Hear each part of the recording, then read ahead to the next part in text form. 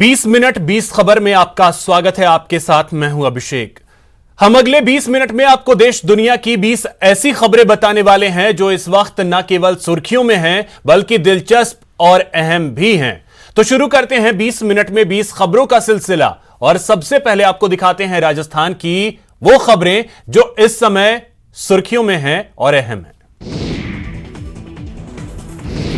भविष्य संवारने के बदले बच्चा स्कूटी चमका रहा है। जी हां, सरकारी स्कूल में छात्रों से स्कूटी धुलवाने का वीडियो सामने आया है। वीडियो में आप देख सकते हैं कि कैसे अध्यापकों ने दोनों मासूमों को शिक्षा के पंख लगाने की बजाय बाल मजदूरी जैसे काम में लगाया है। इतना ही नहीं, स्कूल में बच्चों से कुर्सियां भी साफ करवाई जाती हैं। हैरान करने वाली ये तस्वीरें बीकानेर से आई हैं। ये मामला नोका तहसील के कंवलसिर गाँव का है। बच्चों से स्कूल में काम करवाए जाने के दौरान किसी ने इसका वीडियो बना लिया और अब ये सोशल मीडिया पर वायरल हो रहा है। वीडियो वायरल होने के बाद स्कूल प्रशासन के होश उड़ गए। वहीं जब इसकी जानकारी ग्रामीणों को मिली तो स्कूल प्रशासन के खिलाफ उनका गुस्सा फूट पड़ा। उन्होंने स्कूल प्रशासन के खिलाफ मोर्चा खोल दिया। ग्रामीणों के विरोध को देखते हुए अध्यापक स्कूल पर ताला लगाकर रफू चक्कर हो गए। मामले की जानकारी मिलने के बाद ब्लॉक शिक्षा अधिकारी सुरेश कुमार दड़िया मौके पर पहुंचे। यहाँ सरकारी विद्यालय के बाहर उन्हें बड़ी संख्या में छोटे बच्चे धूप में खड़े दिखाई दिए। साथ ही यहाँ आक्रोशित ग्रामीण भी मिले। ग्रामीणों ने ब्लॉक शिक्षा अधिकारी सुरेश कुमार दड़िया के सामने भी जमकर विरोध जताया। बाद में स्कूल की अध्यापिका और अधिकारियों के साथ इस मुद्दे को लेकर ग्रामीणों की बैठक हुई। लोगों ने स्कूल में कार्यरत स्टाफ को हटाने की मांग की है। 1 मार्च दोपहर का समय, कुछ लड़के हाथ में डंडे और सरिये लिए घर में दाखिल होते हैं और तोड़फोड़ मचा देते हैं। सामने जो शय नजर आती है उसे तहस नहस कर देते हैं। बीच बचाव करने आई घर की महिलाओं को भी नहीं बख्शते। उन्हें धकेलते हैं, पीटते हैं तो कुछ लड़के गलियों में डंडे चलाकर दहशत कायम करते हैं और सरेआम महिलाओं पर डंडे बरसाते हैं। उनके गुस्से से 2 पहिया वाहन तक नहीं बचते। तस्वीरें भीलवाड़ा की हैं। भवानी नगर में मामूली विवाद को लेकर 2 गुटों में जबरदस्त भिड़ंत हो गई, जिसमें कुछ लोग घायल हो गए। किसी की हड्डी चटकी तो कोई बुरी तरह लहूलुहान हुआ, जिन्हें अस्पताल में भर्ती कराया गया। भीमगंज थाना प्रभारी प्रकाश चंद भाटी के मुताबिक दोनों पक्षों की ओर से मामला दर्ज करके मामले की जांच शुरू कर दी गई है।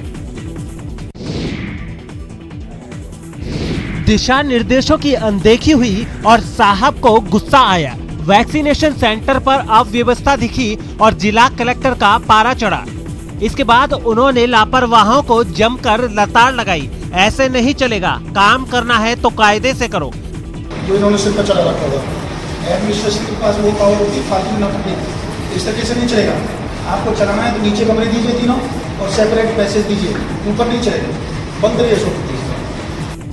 तस्वीरें झालावाड़ की हैं। 1 मार्च से 60 वर्ष से अधिक उम्र के बुजुर्गों का वैक्सीनेशन शुरू हो गया है। जिला कलेक्टर हरिमोहन मीणा भी विभिन्न टीकाकरण केंद्रों पर घूमकर व्यवस्थाओं का जायजा ले रहे हैं। इसी सिलसिले में जिला कलेक्टर शहर के एक निजी अस्पताल में वैक्सीनेशन सेंटर की व्यवस्थाओं का जायजा लेने पहुंच गए। शहर के एलएन अस्पताल में अव्यवस्थाओं को देख डीएम भड़क उठे।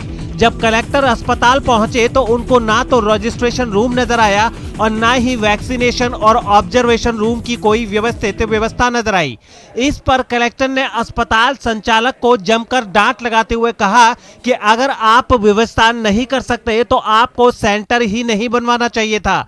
उन्होंने साथ मौजूद मुख्य चिकित्सा और स्वास्थ्य अधिकारी को निजी अस्पताल में चल रहे वैक्सीनेशन सेंटर को तुरंत बंद कराने के निर्देश दिए। गौरतलब है कि कोरोना टीकाकरण अभियान के तहत 60 वर्ष से अधिक उम्र वाले बुजुर्गों को टीका लगाया जा रहा है। इसके तहत झालावाड़ जिले में 45 सरकारी अस्पतालों और 3 प्राइवेट अस्पतालों में कोरोना का टीका लगाया जा रहा है। प्रत्येक पंचायत में 2 टीमों का हमने ऑलरेडी गठन कर लिया है, ताकि भविष्य में जैसे भी सरकार सेंटर बढ़ाना चाहेंगे तो उसमें भी हमें आसानी रहेगी। ये तस्वीर उस देश की जहां रोज पानी से जुड़ा कोई न कोई उत्सव मनाया जाता है। ये तस्वीर उस मरुद्रा की जहां बूंद बूंद पानी सहेजे जाने की परंपरा रही है, जहां पानी के लिए महिलाएं मीलों पैदल चलती हैं, जहां पानी के लिए आए दिन झगड़े होते हैं। लेकिन दौसा का जलदाय विभाग पानी की अहमियत नहीं समझता, पानी को अमृत नहीं मानता। इसलिए यहाँ के एक गांव कालोता में लाखों गैलन पानी व्यर्थ बहता है। पूरा जो सड़क मार्ग है वो पानी से अटा पड़ा है। लोग यहाँ से निकल रहे हैं, पानी में परेशान भी हो रहे हैं। लेकिन दौसा जैसे डार्क जोन जिला है, एक एक बूंद के लिए लोग पानी के लिए मोहताज हैं। उसके बावजूद भी यहाँ पर इस तरह पानी व्यर्थ बह रहा है। व्यर्थ बहते पानी से सड़कें लबालब हो जाती हैं, आम आदमी का राह चलना दोभर हो जाता है। क्या जलदाय विभाग के लापरवाहों को ये बताना होगा कि जल हमारे लिए जीवन भी है, आस्था भी है और विकास की धारा भी है। डूंगरपुर जिले में मिड डे मील बनाने वालों को पिछले 11 महीने से पैसा नहीं मिला है, जिससे जिले के 3736 कुक और हेल्पर प्रभावित हैं। उनका घर चलाना भी मुश्किल हो रहा है। कुक हेल्पर हैं, स्कूल में काम करते हैं। हमारे को 10-11 महीने से पैसे नहीं मिलते हैं और हमारा घर चलाने का बहुत मुसीबत आ रहा है। आज तक हमको एक पैसा मिला नहीं है। जबकि विभाग के पास करीब 4.5 महीने के बजट मौजूद होने की बात कही जा रही है, लेकिन ब्लॉक शिक्षा अधिकारियों की लापरवाही के चलते भुगतान नहीं हो पा रहा है। स्थानीय कार्यालय से 4.5 महीनों का भुगतान हुक्म हेल्पर के नाम कर दिया है, जो कि सीबीओ को दिया है और सीबीओ स्तर से 10 सीबीओ स्तर से वो भुगतान इनके खातों में किया जाना पेंडिंग है। इनको हम जो है वो रोज फोन करके बता रहे हैं कि जो वो शीघ्र छोटे जो कार्मिक हैं इनको जो है वो मानदेय दे दिया जाए। गौरतलब है कि डूंगरपुर जिले में शिक्षा विभाग की ओर से 2234 स्कूल संचालित किए जा रहे हैं, जिनमें 3736 कुक और हेल्पर्स अपनी सेवाएं दे रहे हैं। सरकार की ओर से एक कुक कम हेल्पर को प्रति माह 1320 रुपए का मानदेय दिया जाता है। हमें गर्मी में ये चादर बहुत तपते हैं, सर्दी में सर्दी बहुत लगती है। हमें इसमें गर्मी लगती है, सर्दी लगती है। बूंदी के 3 ऐसे स्कूलों की कहानी है ये, जहां स्कूल के नाम पर ये टेंट और शेड हैं। तपती गर्मी हो या फिर कड़ाके की सर्दी, यहाँ के बच्चों को इसी में पढ़ना पड़ता है। बूंदी में जिन 3 गांवों के स्कूल के पास अपना भवन नहीं है, उनमें नेनवा उपखंड क्षेत्र के चीता की झोपड़ी, बालापुरा और कालामाल गांव शामिल हैं। हमें गर्मी में ये चादर बहुत तपते हैं, सर्दी में सर्दी बहुत लगती है और बरसात में यहाँ पे कीचड़ हो जाता है, बहुत पानी बढ़ जाता है। हमें इसमें गर्मी लगती है, सर्दी लगती है और बारिश में बेगी छुट्टी हो जाती है, इसलिए हमारे पढ़ाई नहीं होती है। चीता की झोपड़ी गांव के लोगों का कहना है कि कई बार शिक्षा विभाग से शिकायत की गई, यहां तक कि स्थानीय विधायक अशोक चांदना, जो प्रदेश सरकार में खेल मंत्री भी हैं, उन्हें भी कहा गया, लेकिन अभी तक किसी ने इनकी बातों पर ध्यान नहीं दिया। स्थानीय विधायक जो यहाँ के जनप्रतिनिधि जो विधायक हैं और हमारे सरकार मंत्री हैं चांदना जी, उसको इतनी बार अवगत करवा दिया जिसकी कोई सीमा नहीं है, और प्रशासनिक अधिकारियों को इतना अवगत करवा दिया, फिर भी इस गांव की ओर किसी का भी ध्यान नहीं है। बाड़मेर चौहटन रोड पर स्थित पुलिस चांदमारी इलाका मंगलवार को गोलियों की तड़तड़ाहट से गूंज उठा। एक के बाद एक फायर की आवाज से हर कोई हैरान रह गया। रेत के टीबे और उसके आसपास खतरे के निशान वाले लाल झंडे लिए हुए खड़े जवानों को देखकर लोग अचंभित हो गए। जब ध्यान से देखा तो पता चला यहाँ एनसीसी के कैडेट्स के लिए फायरिंग की ट्रेनिंग आयोजित की गई है। एनसीसी कर्नल की देखरेख में आयोजित की गई इस ट्रेनिंग में बाड़मेर पीजी कॉलेज के बॉयज और गर्ल्स कैडेट्स के साथ साथ जैसलमेर के पीजी कॉलेज के बॉयज और गर्ल्स कैडेट्स ने भी भाग लिया। गर्ल्स कैडेट्स के मुताबिक कॉलेजी तालीम में एनसीसी की वजह से खाकी पहनने का गौरव मिलने के बाद हथियारों को सीखने का अनुभव बेहद रोमांचित करने वाला रहा। बहुत मतलब आगे बढ़ चुके हैं हम। बाकी वेपन ट्रेनिंग से बहुत अच्छा लगता है, जोश जुनून उत्पन्न होता है।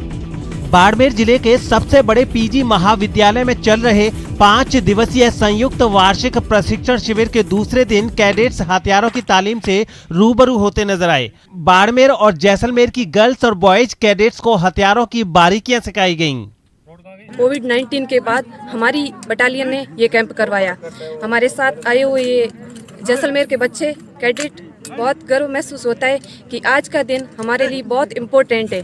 वेपन ट्रेनिंग एक कैडेट के लिए बहुत ही अहम रहती है। हमारा ग्रुपिंग स्कोर भी बहुत अच्छा रहा। चलिए अब आपको दिखाते हैं दूसरे राज्यों की खबरें।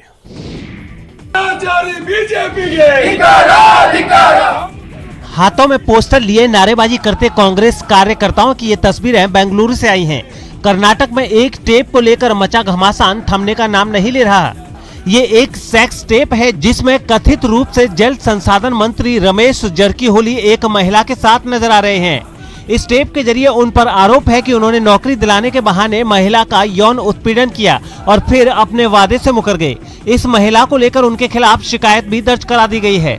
वहीं एक सामाजिक कार्यकर्ता और नागरिक हक्कू होर्ता समिति के अध्यक्ष दिनेश कल्लाहली ने इस मामले से जुड़ा टेप मीडिया में जारी कर दिया है, जबकि दूसरी ओर रमेश जरकीहोली इसे एक फेक वीडियो बता रहे हैं। उनका दावा है कि वो उस महिला को जानते तक नहीं।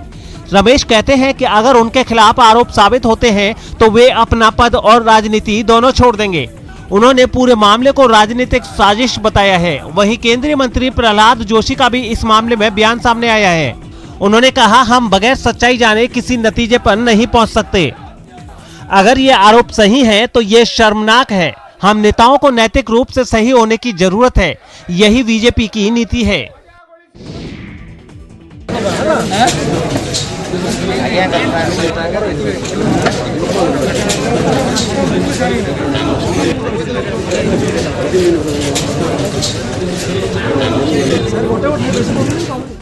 नोटों के बंडल सजाते पुलिस वाले और चेहरा छिपाकर खड़े किए गए आरोपी।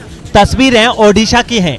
कोरापुट पुलिस ने 7 करोड़ 90 लाख के नकली नोट बरामद किए हैं। पुलिस को ये कामयाबी उस वक्त मिली जब टीम ने एक कार की तलाशी ली। कार में 500 के फर्जी नोटों के 1580 बंडल बनाकर रखे गए थे।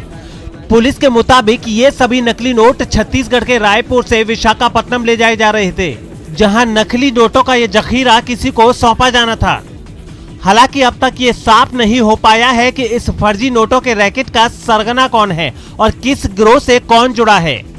तो उसका पूछताछ करने से वो पता चला कि वो 3 लोग जो गाड़ी में हैं वो लोग और उसका अलग बाकी एसोसिएट्स हैं रायपुर में उसका प्रिंटिंग कलर जीरोक्स प्रिंटिंग करा के और उसका लेके जा रहा है रायपुर से वाइजैक को किसी को वो डिलीवरी देने वाले हैं।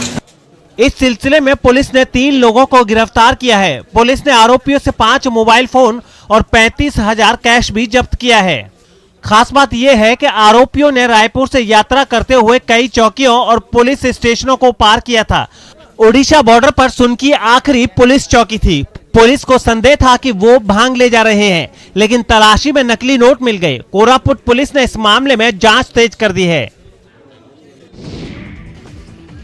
अलीगढ़ में गर्मी की वजह से आलू की फसल खराब हो रही है। सब्जियों का राजा किसानों को झटका दे रहा है। आलू की खुदाई शुरू होते ही किसान निराश हो रहे हैं। यूपी के अलीगढ़ के किसान इस बार आलू पर पड़ी मौसम की मार से हलकान हैं। मौसम की मार से पैदावार में कमी आई है। आलू का फसल का रुख अब के पिछली बार की तरह नहीं रहा, क्योंकि मौसम अब के फसल के मुताबिक नहीं रहा। असमय के कारण बारिश पड़ गई। जिस समय पर बारिश पड़नी उस समय पर बारिश नहीं रही। जबकि फसल पकने को तैयार थी उस समय बारिश पड़ गई। इसकी वजह से अब के आलू की पैदावार काफी कम है पिछली बार की अपेक्षा। कहते हैं आलू का घाटा आलू ही पूरा करता है। बात सच भी है। कभी आलू का कोई मोल नहीं होता तो कभी किसान को रंग से राजा बना देता है। आलू पिछले वर्ष सेब के भाव बिका, लेकिन इस बार राजा ने किसान को झटका दिया है। मौसम की मार से पैदावार में कमी आई तो वहीं मंडी में भाव नहीं मिल रहा। पिछले वर्ष खुदाई पर 800 रुपए प्रति पैकेट यानी 500 किलो भाव था, जबकि इस बार 300 रुपए है। मौसम के मुताबिक मौसम ठीक नहीं रहा। बारिश असमय बारिश हुई और बारिश के कारण आलू काफ़ी ख़राब भी हुआ है और हरा पड़ गया है इसकी वजह से। और फिर बाद में आके टेम्परेचर हाई हो गया है, इसकी वजह से आलू में रोग भी ज़्यादा आए हैं। चुर्री वगैरह आलू की फसल ज़्यादातर नष्ट हुई है। इन चिकने सुंदर आमों पर पीला रंग कैसे चटक रहा है। तस्वीरें नासिक की हैं। यहाँ की फल मंडी हापुस की खुशबू से महक उठी है। जी हाँ, वही जिसे अंग्रेजी में अल्फांसो कहते हैं और गुजराती में हापुस। खैर, फलों के राजा की आमद हो गई है, तभी हापुस को घर ले जाने की हसरत रखने वाले इनकी मुंह मांगी कीमत अदा कर रहे हैं। 1 दर्जन आम के बदले 2000 रुपए खुशी खुशी दे रहे हैं। ये देवगढ़ ऑफिस है, ये हमारा लोकल महाराष्ट्र का फ्रूट है जो वर्ल्ड वाइड उसकी डिमांड है, और ये सीजनल फ्रूट होने की वजह से इसका कंजम्पशन हमको करना ही चाहिए, जो दवाई खाने से बहुत सस्ता है। देवगढ़ मैंगो में साइज जैसा लेंगे वैसा मिलेगा। एक नंबर साइज का 2000 से 2500 के आसपास रेट है, और मीडियम साइज में 2000 से 800 के आसपास रेट है। गौरतलब है कि हापुस यानी आमों की सबसे बेहतरीन किस्म महाराष्ट्र के कोंकण की देवगढ़ तहसील में उगाई जाती है, जिसकी दुनिया भर में खासी डिमांड रहती है। आम के दीवाने हर कीमत पर इसे खरीदते हैं, इसे औषधीय गुणों की खान मानते हैं।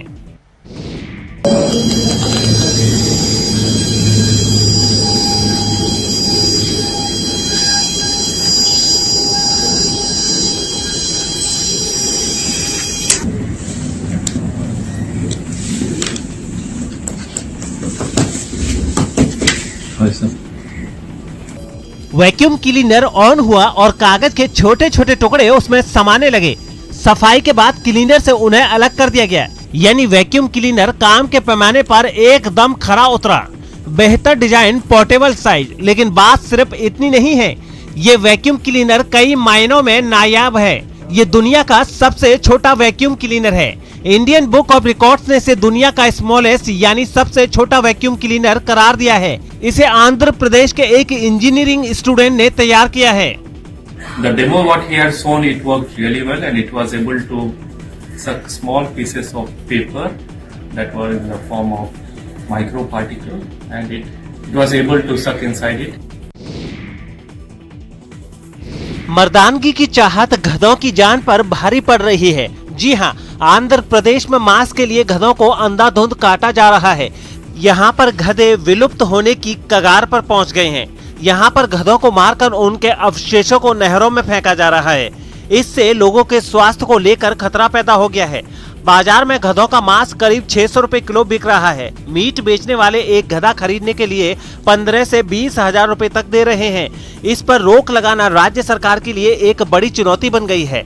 दरअसल देश में गधों के मांस का उपयोग कई लोग खाने के लिए करते हैं, लेकिन आंध्र प्रदेश में गधों के मांस को लेकर कई धारणाएं हैं। यहाँ के लोगों को लगता है कि गधे का मांस खाने से यौन क्षमता बढ़ती है। गौरतलब है कि देश में गधों को विलुप्त होने वाले जानवरों की लिस्ट में रखा गया है। अगर जल्द ही गधों की जनसंख्या में बढ़ोतरी नहीं हुई तो कई राज्यों से ये जानवर पूरी तरह से गायब हो सकता है। मणिपुर की राजधानी इम्फाल में खेती किसानी की जय जयकार हो रही है, और हो भी क्यों ना। प्रगतिशील किसानों ने मशरूम की खेती करके जो पसीना बहाया है वो उनके परिवार के लिए सोना साबित हो रहा है। जी हाँ, मशरूम की खेती बेरोजगारों के जीवन में बहार लेकर आ रही है, महिलाओं को सशक्त बना रही है, उनके चेहरे पर मुस्कुराहट सजा रही है। वैसे देश के अलग अलग राज्यों में किसान मशरूम की खेती से अच्छा मुनाफा कमा रहे हैं। कम जगह और कम समय के साथ ही इसकी खेती में लागत भी बहुत कम लगती है, जबकि मुनाफा लागत से कई गुना ज्यादा मिल जाता है। दूसरी बात, मशरूम की खेती के लिए किसान किसी भी कृषि विज्ञान केंद्र या फिर कृषि विश्वविद्यालय में प्रशिक्षण ले सकते हैं। गौरतलब है कि विश्व में मशरूम की खेती हजारों वर्षों से की जा रही है, जबकि भारत में मशरूम के उत्पादन का इतिहास लगभग 3 दशक पुराना है। भारत में मशरूम के उत्पादन में लगातार वृद्धि भी देखी जा रही है।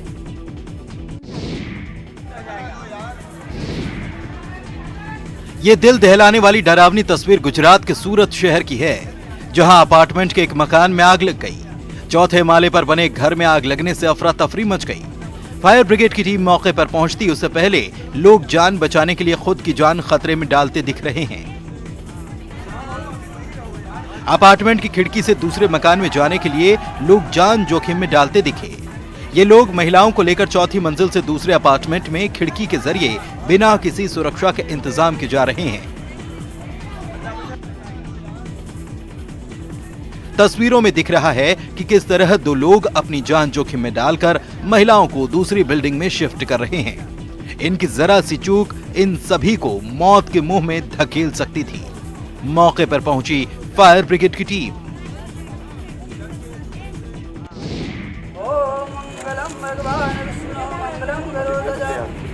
कांकेर जिला जेल परिसर में प्रेमी प्रेमिका की शादी कराई गई। शादी का झांसा देकर प्रेमी दीपक ने शादी से इनकार कर दिया था, जिसके बाद प्रेमिका ने दीपक के खिलाफ थाने में शिकायत दर्ज कराई थी। पुलिस ने कार्रवाई करते हुए दीपक को जेल भेज दिया। जेल जाने के बाद दीपक का हृदय परिवर्तन हुआ और उसने अपनी प्रेमिका से शादी करने का फैसला किया। दोनों के परिवार वाले भी इस शादी के लिए तैयार हो गए। परिवार ने कोर्ट में शादी को लेकर अर्जी दी। कोर्ट ने सुनवाई करते हुए जेल प्रशासन को जेल के अंदर ही शादी कराने का निर्देश दिया, जिसके बाद ये दोनों प्रेमी प्रेमिका शादी के बंधन में बंध गए।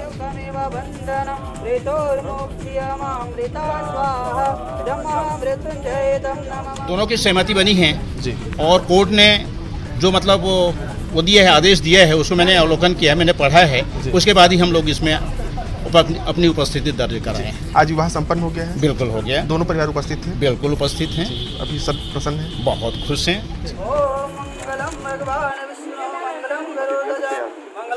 शादी के बाद प्रेमिका और उनके परिवार वाले खुश नजर आए।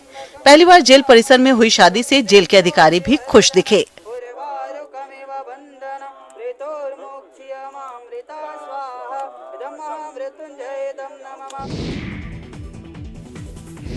सीने पर सजा मेडल, लेकिन पेट पालने के लिए ऑटो रिक्शा चलाना पड़ता है।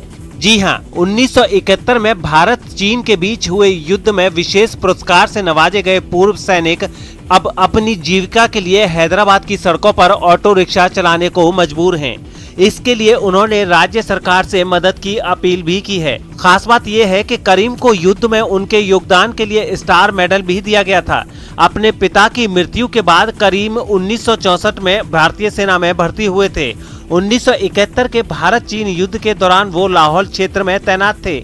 इसके लिए करीम को स्टार मेडल से सम्मानित भी किया गया और 1971 में विशेष पुरस्कार भी मिला। करीम के मुताबिक इंदिरा गांधी के शासनकाल के दौरान कई सैनिकों को निकाल दिया गया था, जिसमें वो भी शामिल थे। करीम का कहना है कि सेवा पदक जीतने के बावजूद मुझे सरकार की तरफ से किसी भी प्रकार की पेंशन या कोई वित्तीय सहायता नहीं मिली है। करीम ने सरकार से आर्थिक रूप से कमजोर पूर्व सैनिकों की सहायता करने का अनुरोध किया है।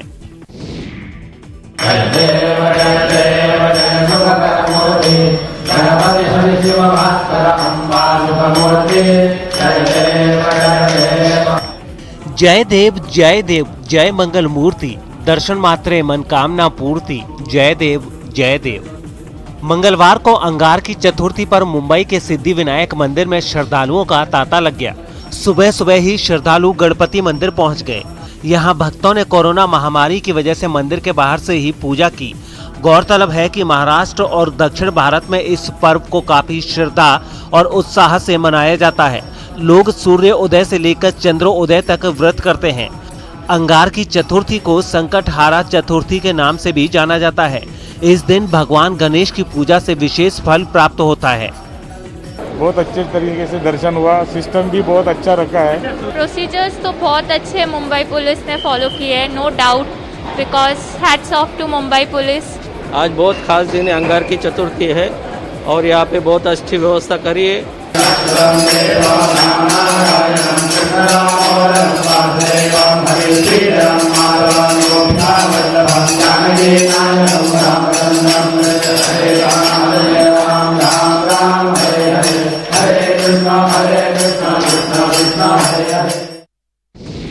चलिए अब देखते हैं कुछ अंतर्राष्ट्रीय खबरें।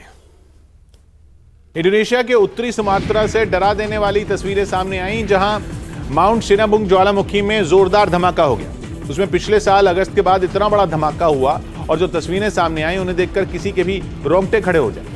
धमाके के बाद ज्वालामुखी से भयानक राख और धुएं का गुबार उठता दिखा, जो 3 किलोमीटर ऊपर जा रहा था। राख के गुबार ने ज्वालामुखी के ऊपर बादल जैसे बना दिए। इतने जोरदार धमाके ने वैज्ञानिकों के भी हाथ पैर फुलाकर रख दिए। उन्होंने आसपास रहने वाले लोगों को अलर्ट रहने की चेतावनी जारी की और ज्वालामुखी से 5 किलोमीटर दूर रहने की हिदायत भी दी। 5 kilometer dengan arah tetap masih ke।